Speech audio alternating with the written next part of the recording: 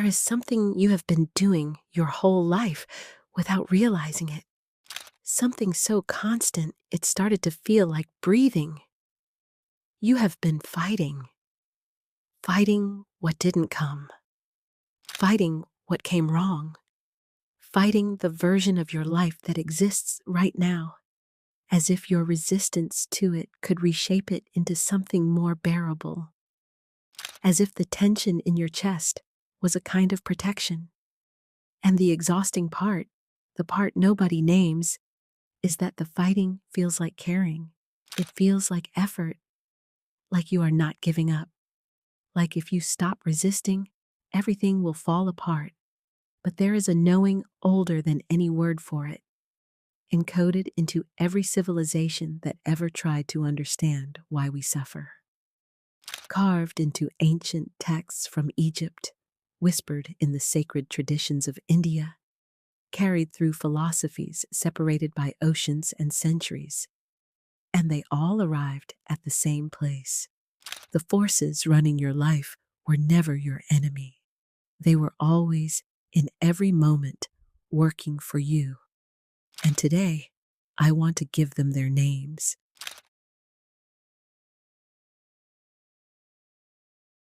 The first force is the one that holds all the others. Ancient Vedic wisdom called it the field.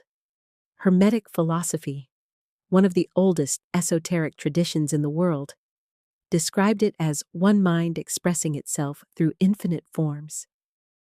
And what they all pointed toward was something most of us have been taught to forget. Separation is not real. You are not a fragment navigating a universe that is indifferent to you. You are an expression of something far larger. The way a wave is the ocean, not merely part of it. The way a single breath belongs to the wind that has always been moving. This matters because it means that what you see outside of you is in constant conversation with what lives inside of you. The coldness you receive reflects a coldness you carry. The warmth that finds you, the unexpected kindness, the door that opens, that is a mirror too. You are never outside of the system. You are always held within it. The first thing the ancient world knew is simply this: you have never been as alone as you believed, not for a single moment.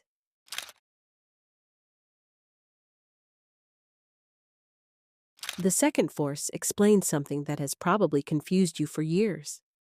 Why does the same thing keep happening? Different faces, different circumstances, different chapters of your life, and yet something keeps returning. The same quality in the people you choose, the same moment where things begin to collapse, the same invisible wall you reach just before something good becomes real. This is not punishment. This is the echo. What you are experiencing right now was set in motion by the inner state you were living in before. The feelings that ran quietly underneath everything. The beliefs about yourself that felt too ordinary to question. The version of yourself you accepted without realizing you had accepted it. Your present moment is not a prediction of what is possible. It is simply a delayed reflection of a frequency you were once living in.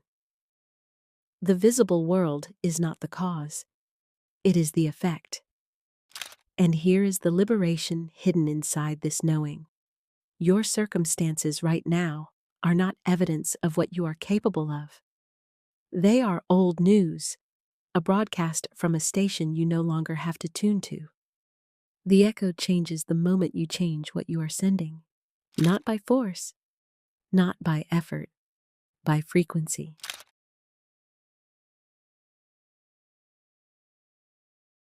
The third force is the one that has been most distorted. You have heard of attraction. You have probably tried it. The visualizing, the affirming, the reaching toward what you want with as much intention as you could hold, and then felt that quiet confusion when it didn't arrive. That silence where the answer was supposed to be. Here is what was missing. You do not attract what you want. You attract what you are. Desire alone carries no organizing power in the field. What shapes the reality forming around you is the consistent emotional current running beneath your thoughts. The one that is present even when you are not paying attention to it, especially then. If your mind is speaking abundance, but your body is broadcasting fear, the field hears the body. It always hears the body. This is why two people can want the same thing with equal intensity and arrive at completely different experiences. One is aligned. One is fragmented. The universe has no preference between them. It simply responds to the signal. Attraction is not about what you say. It is not about what you repeat in front of the mirror in the morning. It is about who you are being in the quiet moments, the ones where no one is watching and you are not performing wanting. That is the frequency. That is what the field responds to.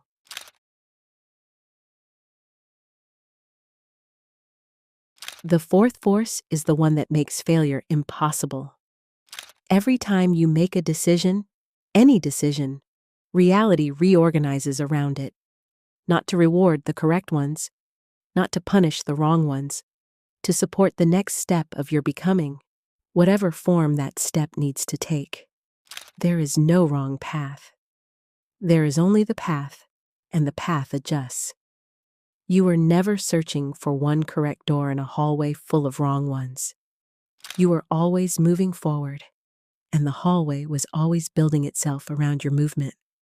The next step only becomes visible after you take the one in front of you. What you called failure was the field recalibrating. What you called a delay was a repositioning. What you called the wrong turn was the universe offering you information in the only language it has ever spoken. Experience. A disappointment is direction. A collapse is a correction. Nothing that has happened to you has been wasted.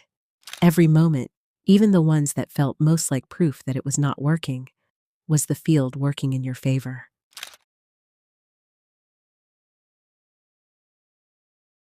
The fifth force is the one this entire video was named for, because it is the only real work you are being asked to do.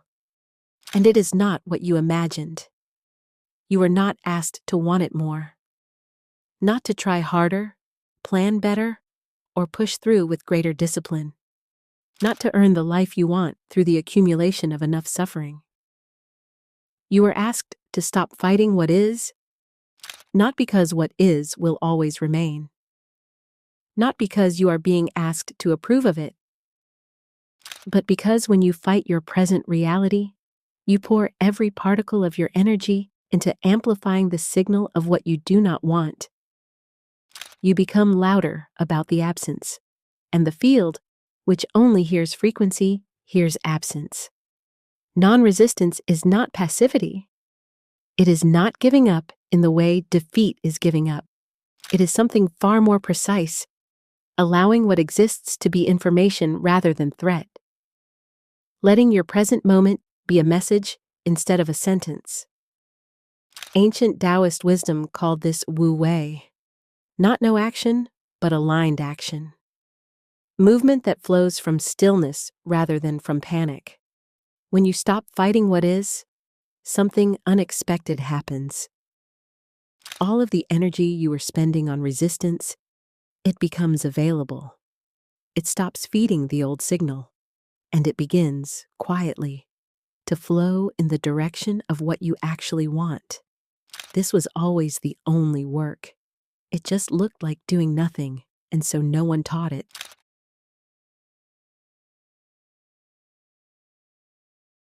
The sixth force is the one that will change your relationship with time forever.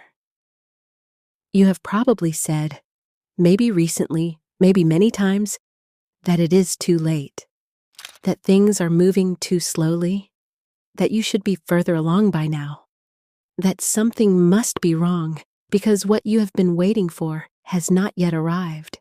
But time does not create outcomes. Time only measures change. And change does not follow a clock, it follows alignment. There is a moment you have already felt, even if briefly, even if only once, when everything seems to move at once. A conversation opens a door you didn't know existed. A decision you made quietly months ago suddenly produces something visible. Something you stopped looking for arrives without announcement from a direction you were not watching. That is not coincidence. That is timing.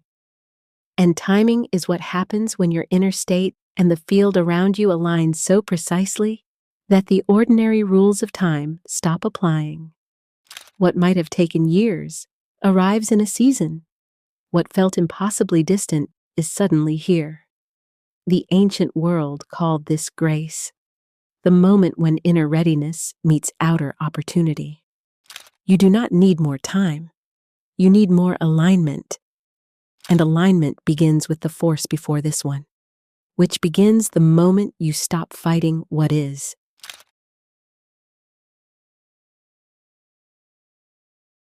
These 6 forces have been running your life, whether you knew their names or not.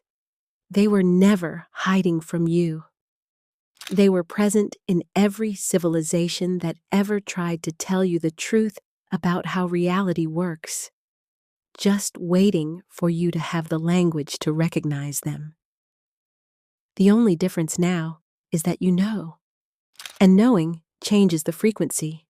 Not loudly, not all at once, but the way light changes a room, quietly, without announcement, completely.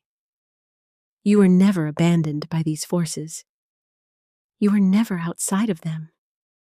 That presence you have felt in the hardest moments, the one you couldn't explain, the one that felt like something gentle on your shoulder when nothing made sense, that was always the universe. It was never not there. It still isn't. If something in this opened for you, share it with someone who has been fighting too long. Subscribe, because every week we go deeper into what you already know, but haven't yet found the words for. And tell me, which of these 6 forces do you feel has been working most quietly in your life? The one you almost didn't notice?